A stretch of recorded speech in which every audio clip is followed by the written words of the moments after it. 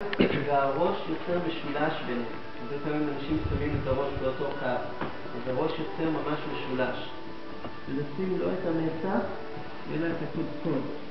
להרים את הראש, לחזק את הכתפיים, לחזק את הנרתיקים, שהנרתיקים לא יצאו החוצה, נרתיקים פנימה, ואז פשוט מרימים את הרגליים או רגל,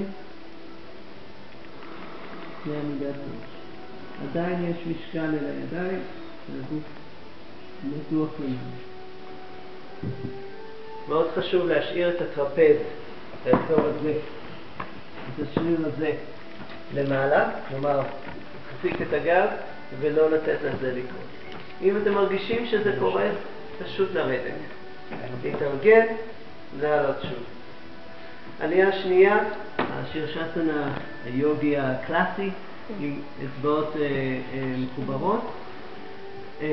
מרפקים אל המזרון, לא רחב מדי, ממש בצורה כזאת, 45 מעלות. נכניס את הקודקוד, זה אותו דבר. להרים למעלה, ולא לתת לזה לקרות, אלא לחזק את הכתפיים. אתם רואים את ההבדל? אפשר לנוח.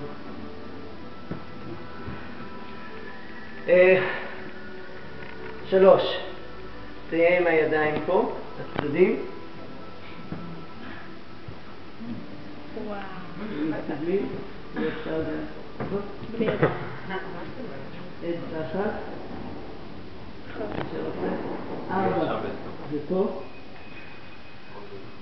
וחמש. וחמש, זה פה.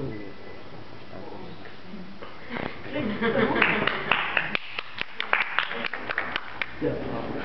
מוקדם בבוקר.